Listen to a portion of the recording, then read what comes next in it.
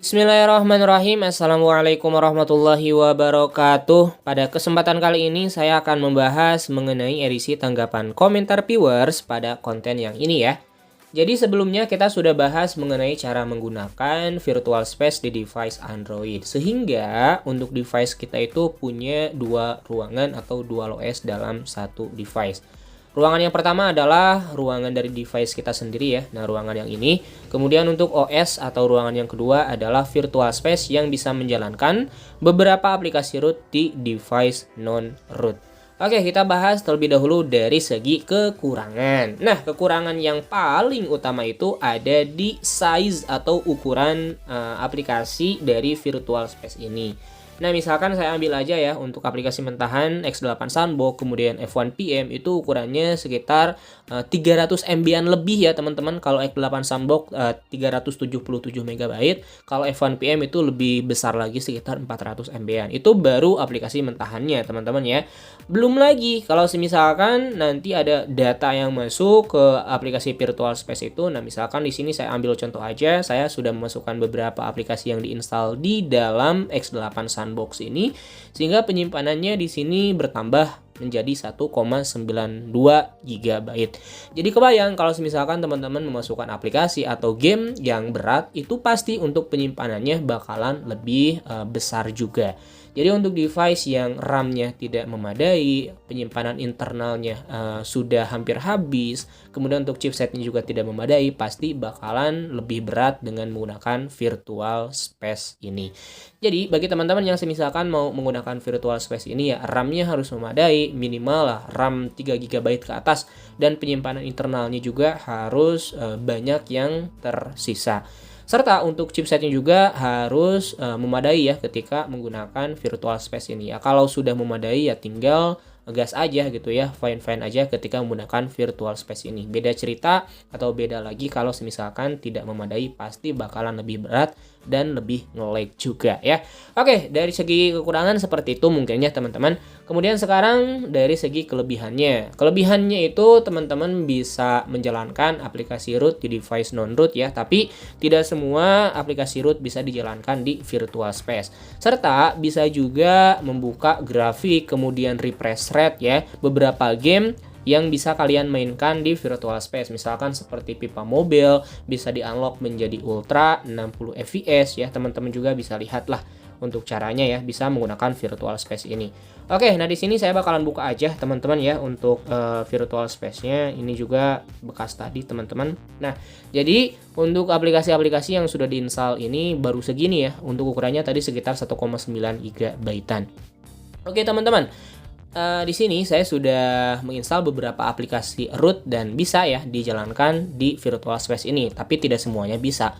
Karena apa? Karena di sini kita punya fitur super user. Jadi super user ini kita bisa menjalankan beberapa aplikasinya karena adanya aplikasi fitur super user ini. Misalkan untuk GL Tools kemarin kita sudah cek juga ya, itu work untuk FPS counter juga bekerja dan aktif. Kemudian misalkan di sini untuk easy DPI changer ya teman-teman. Nah, dikasih super user sehingga bisa dijalankan secara ini ya, secara normal di device yang non root. Kalau sebelumnya mah ini Tega bakalan bisa ya teman-teman digunakan di device yang non root karena ada super user jadi bisa. Kemudian selain itu teman-teman ya, misalkan di sini saya ambil aja HBF Optimizer. Untuk HBF Optimizer ini bisa sih di non-root ya, tapi untuk fitur-fiturnya terbatasi. Nah, makanya di sini ya dikasih super user untuk HBF Optimizer sehingga dari device kita itu terdeteksinya adalah device yang root.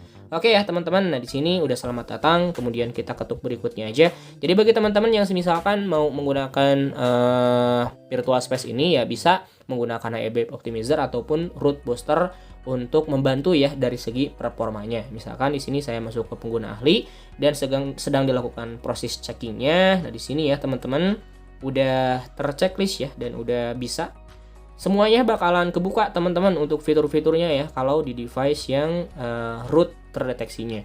Oke, nah di sini ya dari mulai penghemat baterai, kemudian ada trim file system, dari mulai di sini juga ada performa dan lain sebagainya, itu bisa dijalankan dari segi baterai, kemudian dari segi performa di sini semuanya bisa diaktifkan teman-teman ya. Kalaupun teman-teman tidak paham apa fungsinya, misalkan di sini ya FES unlocker apa, teman-teman tinggal klik aja di sebelah ini ya, tinggal diterjemahkan aja apa untuk fungsi-fungsinya. Oke, seperti itu mungkin ya. Dan root booster juga teman-teman itu beda untuk device yang non root, untuk device yang root mah nah seperti ini untuk tampilannya ya. Wait, saya bakalan keluar terlebih dahulu. Nah, untuk root booster bakalan seperti ini teman-teman ya. Oke, di sini dari segi fitur juga ya, beda banget. Kalau yang versi non-root di mode ekstrim hanya ada satu fitur ya. Kalau di device yang terdeteksi root, di sini ada 3 fitur, ada peningkatan kecepatan, peningkatan baterai, serta dari segi peningkatan stabilitasnya. Jadi bagi teman-teman yang misalkan menggunakan virtual space ini, ya bisa menggunakan root booster ataupun HEBEP optimizer untuk dari segi performa supaya kebantu gitu ya. Oke, nah misalkan di sini untuk easy DPI changer ya, kita bakalan coba aja apakah work atau tidak.